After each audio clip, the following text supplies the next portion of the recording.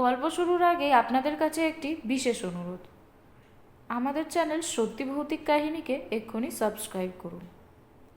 আপনাদের ভালোবাসা এবং আনন্দ আমাদের একান্ত কাম্য। আপনাদের জন্য আজকের গল্প সত্যজিৎ রায়ের লেখা অনাথবাবুর ভয়।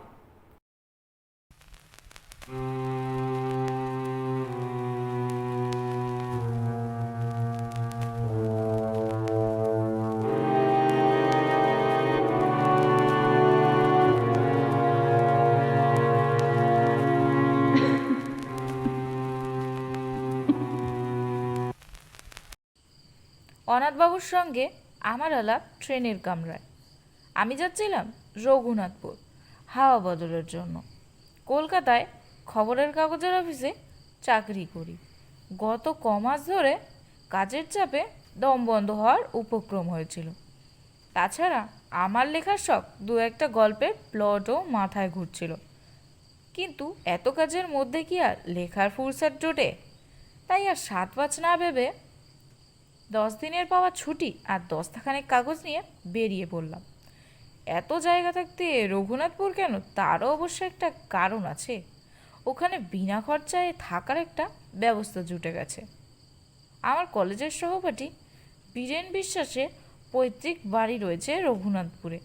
কফি হাউসে বসে ছুটিতে কোথায় যাওয়া যায় এই আলোচনা প্রসঙ্গে বীরেন খুব খুশি হয়ে ওর বাড়িটা অফার করে বলল আমিও যেতুম।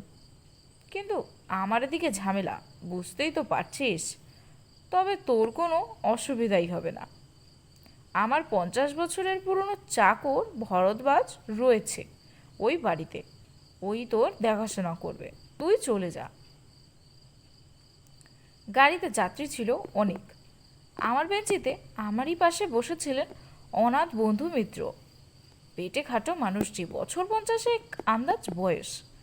মাঝখানে টেরে কাটা কাঁচা পাকা চুল, চোখের চাহনি তীক্ষ্ণ, আর ঠোঁটের কোণে এমন একটা ভাব যেন মনের আনাচে কানাচে সদাই কোনো মজার চিন্তা ঘোরাফেরা করছে। পোশাক আশাক ব্যাপারেও একটা বিশেষত্ব লক্ষ্য করলাম। ভদ্রলোককে হঠাৎ দেখলে মনে হবে তিনি যেন 50 বছর পুরনো কোনো নাটকের চরিত্রে অভিনয় করছে। ওরকম কোট, ও ধরনের শার্টের কলার, ওই ধরনের চশমা, আর বিশেষ করে ওই ধরনের বুট জুতো, এসব আর আজকালকার দিনে কেউ পরে না। অনাথবাবুর সঙ্গে আলাপ করে জানলাম তিনিও রঘুনাথপুর যাচ্ছেন। কারণ জিজ্ঞাসা করতে কেউ যেন অন্যমনস্ক হয়ে পড়লেন। কিংবা এও হতে পারে যে ট্রেনের শব্দের জন্য তিনি আমার প্রশ্ন শুনতেই পাননি। বীরেনের পৈতৃক ভিটেটি দেখে এমন মনটা খুশি হয়ে উঠল। বেশ বাড়ি, সামনে এক ফালি জমি, তাতে সবজি আর ফুল গাছ দুইই হয়েছে। কাছাকাছির মধ্যে অন্য কোনো বাড়ি নেই, কাজেই পড়শির উৎপাত থেকেও রক্ষা। আমি আর থাকার জন্য ভরদ্বাজের আপত্তি সত্ত্বেও চিলেকোঠাটি বেছে নিলাম। আলো, বাতাস এবং নির্জনতা তিনটে অপর্যাপ্ত পাওয়া যাবে ওখানে। ঘর দখল করে জিনিসপত্র গোছাবার সময় দেখি আমার দাড়ি কামানোর খুর আনতে ভুলে গিয়েছি। ভরদ্বাজ শুনে বলল, তাতে আর কি হয়েছে খোকাবাবু, এই তো কুণ্ডুবাবুর দোকান, 5 মিনিটের পথ। সেখানে গেলেই পাবেন ঘন বিলেট। বিকেল 4টে নাগাদ চাটা খেয়ে কুণ্ডুবাবুর দোকানের উদ্দেশ্যে বেরিয়ে পড়লাম। গিয়ে দেখি সেটি একটি ভালো আড্ডার জায়গা। দোকানের ভিতর দুটি বেঞ্চিতে বসে 5-7টি পৌর ভদ্রলোক রীতিমতো গল্প জমিয়েছেন। তাদের মধ্যে একজন বেশ উত্তেজিতভাবে বলছেন, আরে বাবু, এ তো আর শোনা কথা নয়, এ আমার নিজের চোখে দেখা। আর 30 বছর হয়ে গেলেও বলেই কি সব মন থেকে মুছে গেছে? এসব স্মৃতি অত সহজে ভুলবার নয়। আর বিশেষ করে যখন হলদর দত্ত ছিল আমার অন্তরঙ্গ বন্ধু। তার মৃত্যুর জন্য আমি যে সব কিছু অংশে দায়ী, সে বিশ্বাস আমার আজও যায়নি। আমি এক পকেট শেভ ও ক্লক কিনে আরও দু একটা অভ্যন্তর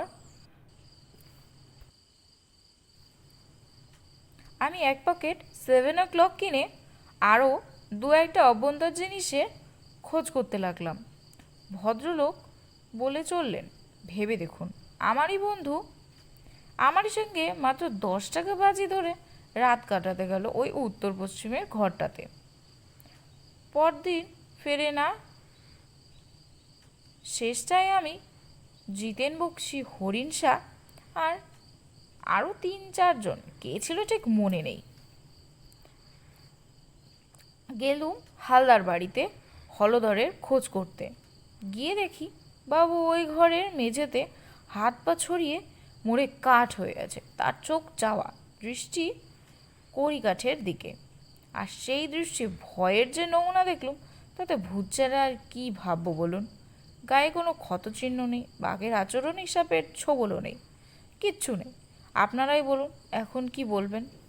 আরও 5 মিনিট 5 দোকানে থেকে আলোচনার বিষয়টি সম্পর্কে মোটামুটি একটা ধারণা হলো।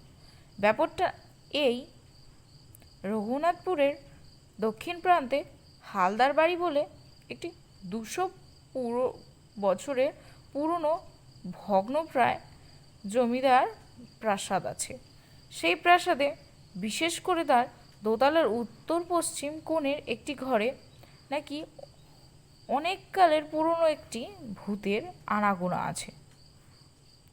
অবশ্য সেই 30 বছর আগে ভবতোষ মজুমদারের বন্ধু হলধর দত্তের মৃত্যুর পর আজ অবধি নাকি কেউ সে বাড়িতে রাত কাটায়নি।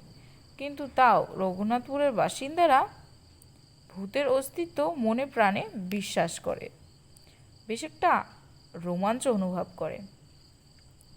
আর বিশ্বাস করার কারণও আছে যথেষ্ট।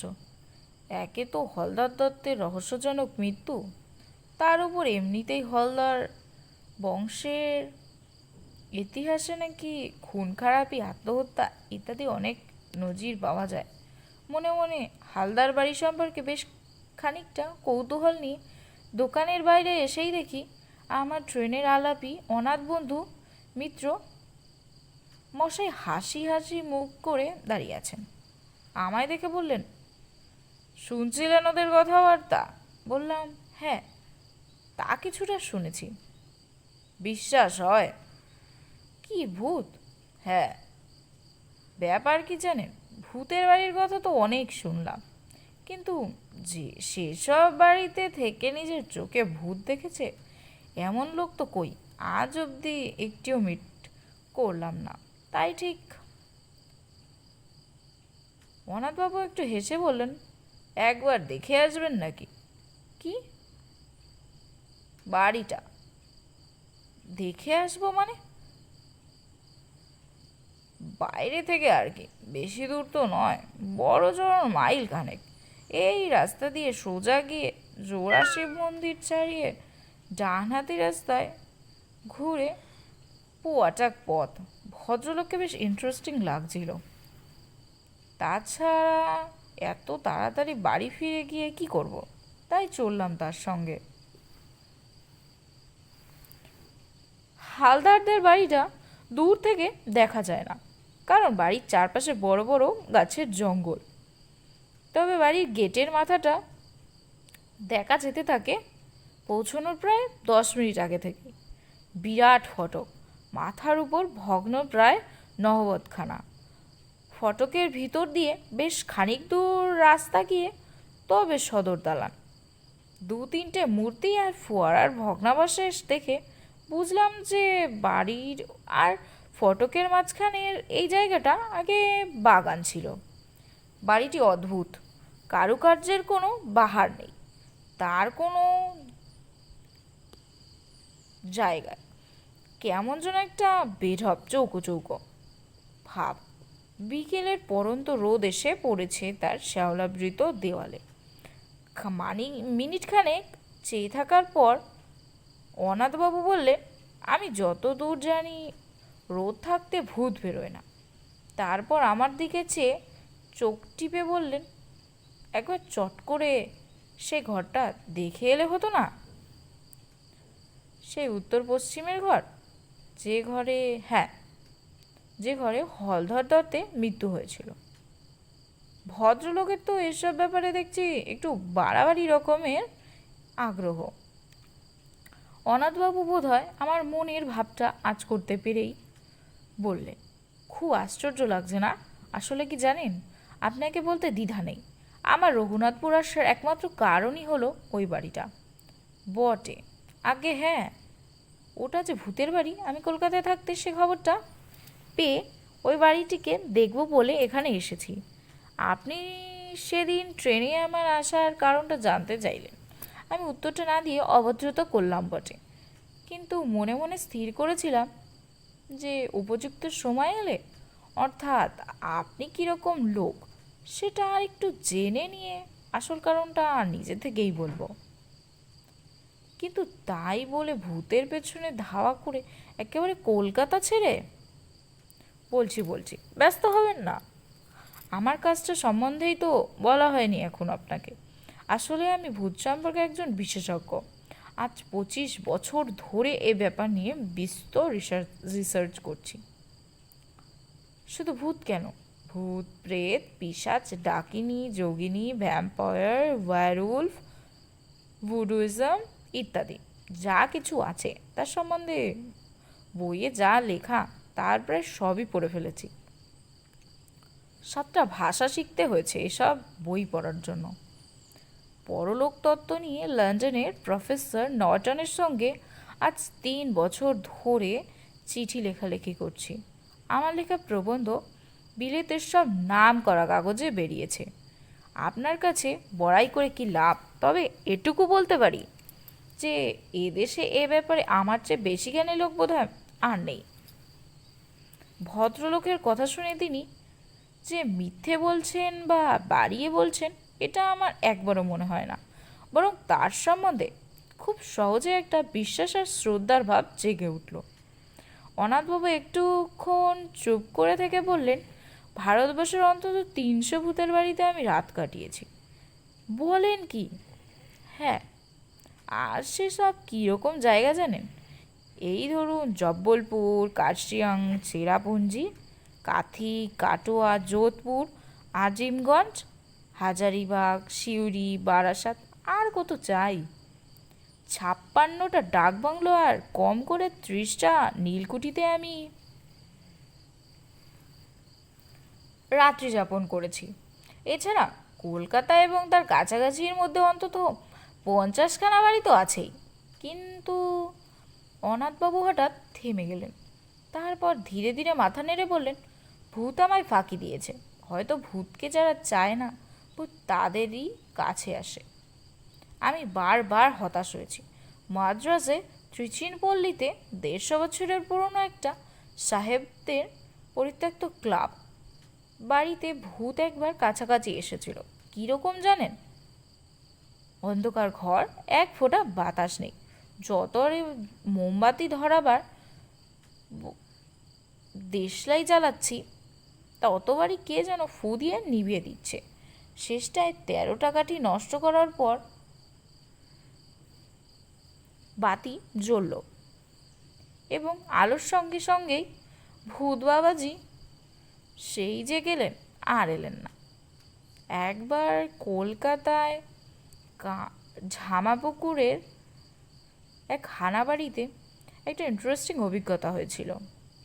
আমার মাথা তো এত চুল দেখছেন, অথচ এই বাড়ির একটা অন্ধকার ঘরে ভূতের অপেক্ষায় বসে থাকতে থাকতে মাঝরাত 3 নাগাদ হঠাৎ ব্রহ্মতালুর কাছটায় একটা মশার কামড় খেলাম। কি ব্যাপার? অন্ধকারে ভয়ে ভয়ে মাথায় হাত দিয়ে দেখি একটিও চুল নেই, একেবারে মসৃণ মাথা জোড়া টাক। এ কি, আমারই মাথা না অন্য কারোর মাথায় হাত দিয়ে নিজের হাত বলে মনে করছি, কিন্তু মশার কামড়টা তো আমিই খেলাম। টর্চটা জেলে মাথায় দেখি টাকের কোনো চিহ্ন মাত্র নেই। আমার যে চুল সেই চুলই রয়েছে আমার মাথায়। ব্যাস, এই দুটি ছাড়া আর কোনো ভুতুড়ে অভিজ্ঞতা এত চেষ্টা সত্ত্বেও আমার হয়নি। তাই ভূত দেখার আশা একরকম ছেড়েই দিয়েছিল। এমন সময় একটা পুরনো বাঁধানো প্রবাসীতে রঘুনাথপুরের এই বাড়িটার একটা উল্লেখ পেলাম, তাই ঠিক করলাম একটা শেষ চেষ্টা দিয়ে আসবো। অনাথবাবুর কথা শুনতে শুনতে কখন যে বাড়ির সদর দরজায় এসে পড়েছি সে খেয়াল ছিল না।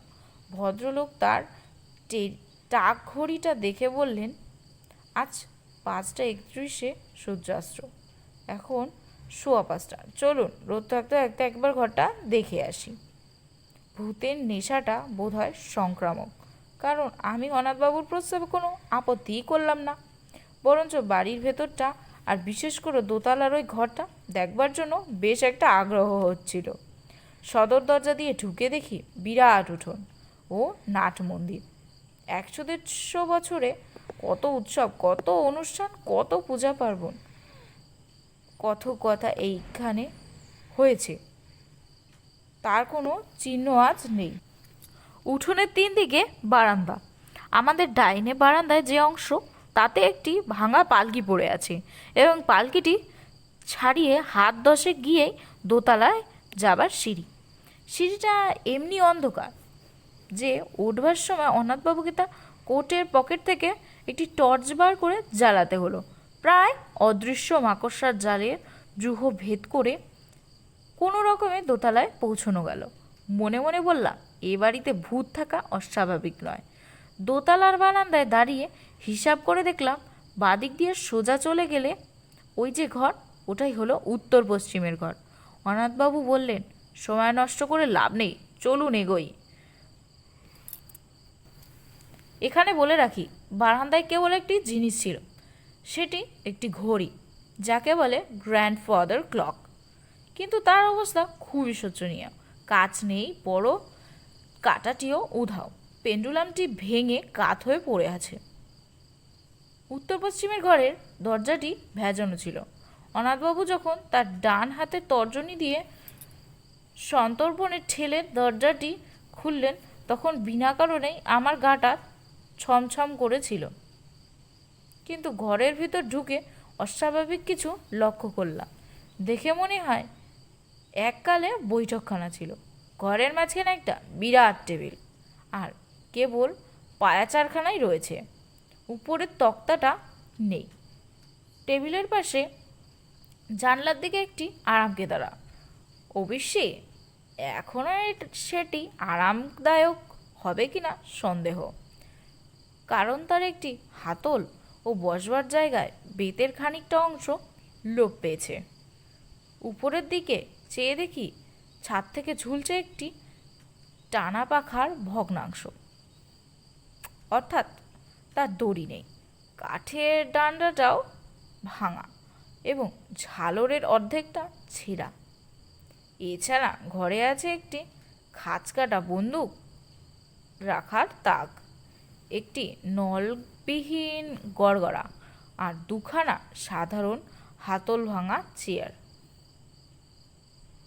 অনাথবাবু কিছুক্ষণ একবারে স্তব্ধ হয়ে রইলেন। মনে হলো খুব মনোযোগ দিয়ে কি একটা অনুভব করার চেষ্টা করলেন।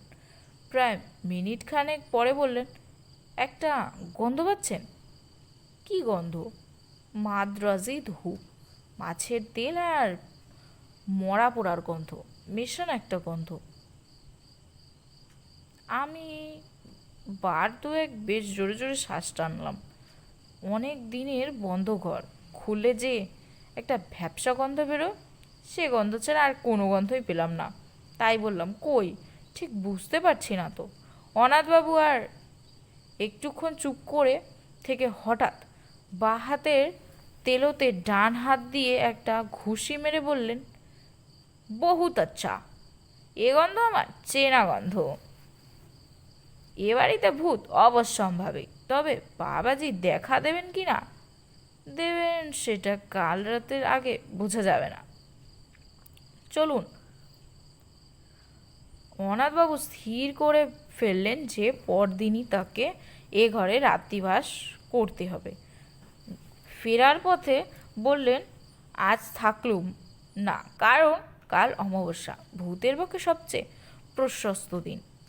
তাছাড়া 2-1টি জিনিস সঙ্গে রাখা দরকার, সেগুলো বাড়িতে রয়ে গেছে, কাল নিয়ে আসবো। আজ সার্ভেটা করে গেলুম আর কি। ভদ্রলোক আমায় বাড়ি অবধি পৌঁছে দিয়ে বিদায় নেবার সময় গলাটা একটু নামিয়ে বললেন, আর কাউকে আমার এই প্ল্যানটা কথা বলবেন না যেন। এদের কথাবার্তা তো শুনলুম আজকে, যা ভয় আর যা প্রেজুডিস এদের, জানলে পরে হয়তো বাধা টাধা দিয়ে আমার প্ল্যানটাই ভেস্তে দেবে। আর হ্যাঁ, আরেকটা কথা, আপনাকে আমার সঙ্গে যেতে বললুম না বলে কিছু মনে করবেন না। এসব ব্যাপার বুঝলেন কি না, একা না হলে ঠিক জুৎসই হয় না। পরদিন দুপুরে কাগজ কলম নিয়ে বসলেও লেখা খুব বেশি দূর এগোলো না। মন পড়ে রয়েছে হালদার বাড়ির ওই উত্তর পশ্চিমের ঘরটায়। আর রাত্রে অনাথবাবুর কি অভিজ্ঞতা হবে, সেই নিয়ে একটা অশান্তি উদ্বেগ রয়েছে মনের মধ্যে। বিকেলে অনাথবাবুকে হালদার বাড়ির ফটক অবধি পৌঁছে দিলাম। ভদ্রলোকের গায়ে আজ একটা কালো গলাবন্ধ কোট, কাঁধে জলের ফ্লাস্ক আর হাতে সেই গালকের 3 সেলের টর্চ। ফটক দিয়ে ঢুকবার আগে কোটের 2 পকেটে 2 হাত ঢুকিয়ে 2টো বোতল বার করে আমায় দেখিয়ে বললেন, এই দেখুন, এটিতে রয়েছে আমার নিজের ফর্মুলার তৈরি তেল। শরীরের অনাবৃত অংশে মেখে নিলে আর মশা কামড়াবে না। আর এই দ্বিতীয়টিতে হলো কার্বলিক অ্যাসিড, ঘরের আশেপাশে ছড়িয়ে দিলে সাপের উৎপাত থেকে নিশ্চিত। এই বলে বোতল দুটো পকেটে পুরে টর্চটা আমায় মাথায় ঠেকিয়ে আমার একটা সেলাম ঠুকে ভদ্রলোক বুট জুতো খটখটিয়ে হালদার বাড়ির দিকে চলে গেলেন। রাত্রে ভালো ঘুম হলো না। ভোর হতে না হতে ভরদ্বাজকে বললাম আমার থার্মোফ্লাক্স 2 জনের মতো চা ভরে দিতে। চা এলে পর ফ্লাক্সটি নিয়ে আবার হালদার বাড়ির উদ্দেশ্যে রওনা দিলাম। হালদার বাড়ির ফটকের কাছে পৌঁছে দেখি চারিদিকে কোনো সাড়া শব্দ নেই। অনাথবাবুর নাম করে ডাকবো না, স্টান দোতলায় যাব তাই ভাবছি। এমন সময় হঠাৎ শুনতে পেলাম, ও মশাই, এই যে এদিকে। এবার দেখতে পেলাম অনাথবাবুকে প্রাসাদের পূব দিকের জঙ্গলের ভেতর থেকে বেরিয়ে আমার দিকে হেঁটে আসছেন। তাকে দেখে মোটেই মনে হয় না যে রাত্রে তার কোনো ভয়াবহ বা অস্বাভাবিক অভিজ্ঞতা হয়েছে। আমার কাছে এসে হাসতে হাসতে হাতে একটা নিমের ডাল দেখিয়ে বললেন, আর বলবেন না মশাই, 8 ঘন্টা বনে বাদারে ঘুরছি এই নিম ডালের খোঁজে। আমার আবার দাঁতনের অভ্যাস কি না।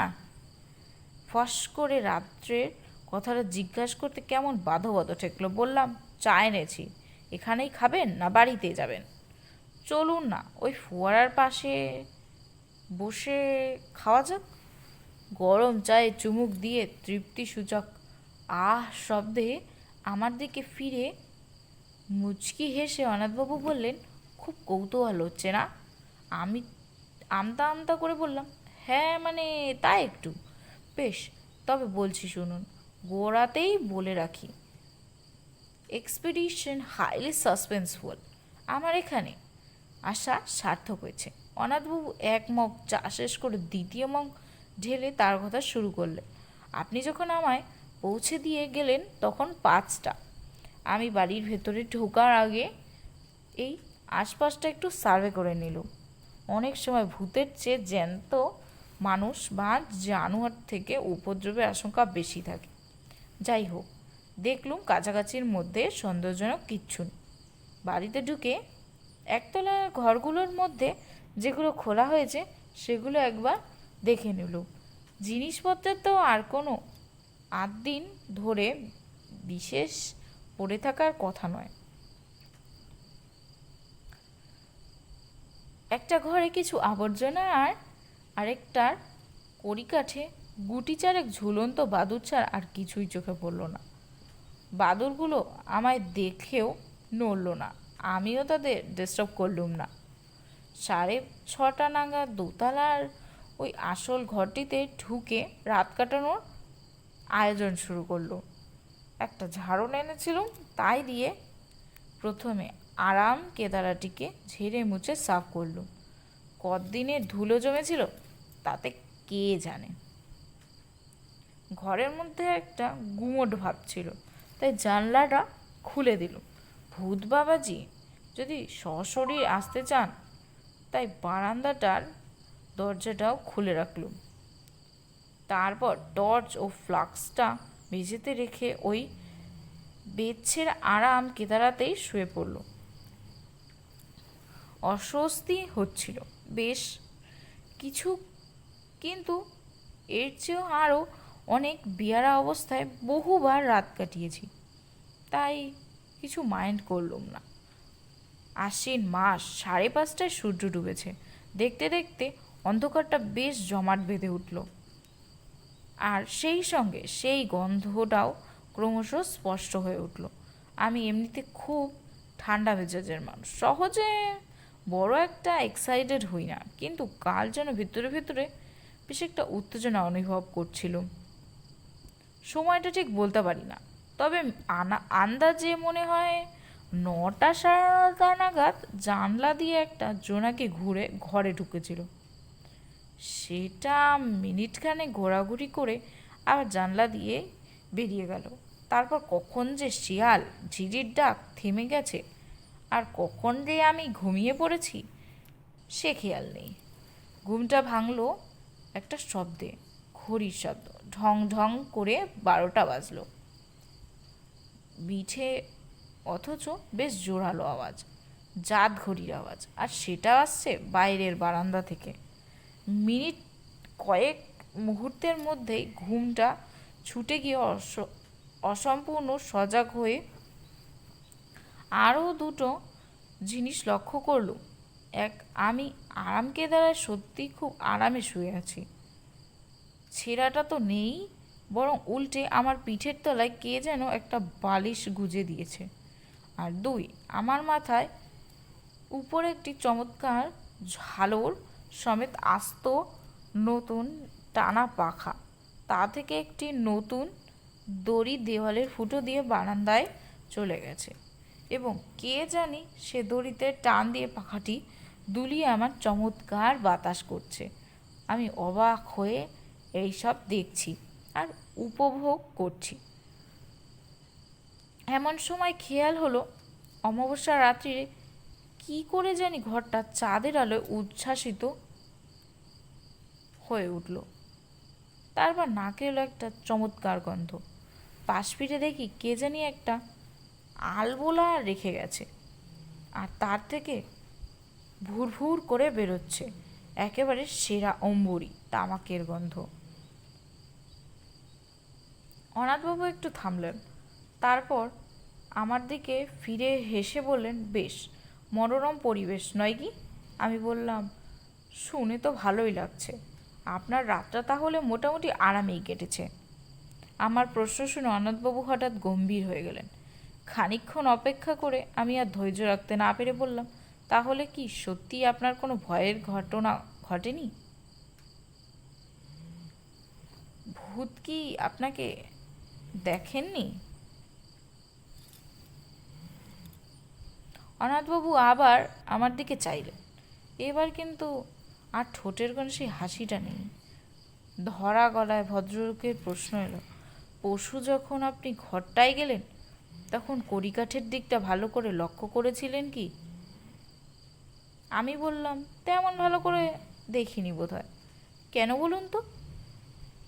অনাথবাবু বললেন, ওখানে একটা বিশেষ ব্যাপার রয়েছে, সেটা না দেখলে বাকিটা ঘটনাটা বোঝাতে পারবো না। চলুন।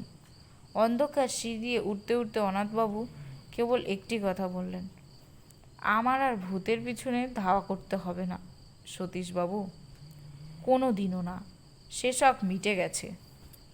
বারান্দা দিয়ে যাবার পথে ঘড়িটার দিকে চেয়ে দেখলাম সেই রকমই ভাঙা অবস্থা। ঘরের দরজার সামনে পৌঁছে অনাথবাবু বললেন, চলুন। দরজাটা ভেজানো ছিল। আমি হাত দিয়ে ঠেলে ঘরের মধ্যে ঢুকলাম। তারপর 2 পা এগিয়ে মেঝের দিকে চোখ পড় ভবতোষ মজুমদার। আমার চোখ খুলতে দেখে ভবতোষবাবু বললেন, ভাগ্যে সিধুচরণ আপনাকে দেখেছিল ও বাড়িতে ঢুকতে, নইলে যে কি দশা হতো আপনার জানি না। ওখানে গেছিলেন গেছিলেন কোন আক্কেলে? আমি বললাম, অনাথবাবু যে রাত্রে ভবতোষবাবু বাধা দিয়ে বললেন। আর অনাথবাবু, কাল যে অতগুলো কথা বললুম, সেসব বোধহয় কিছুই বিশ্বাস করেননি ভদ্রলোক। ভাগ্যে আপনিও তার সঙ্গে সঙ্গে রাত কাটাতে যাননি ও বাড়িতে। দেখলেন তো ওর অবস্থা। হলধরের যা হয়েছিল ওরও ঠিক তাই, মরে একেবারে কাঠ। আর চোখ ঠিক সেইভাবে চাওয়া, সেই দৃষ্টি সেই কড়িকাঠের দিকে। আমি মনে মনে বললাম, না, মরে কাঠ নয়, মরে কি হয়েছেন অনাথবাবুর তা আমি জানি।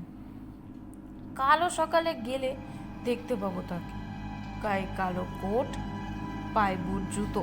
হালদার বাড়ি পূব দিকের জঙ্গল থেকে নিমের দাঁতন হাসতে হাসতে বেরিয়ে আসছেন।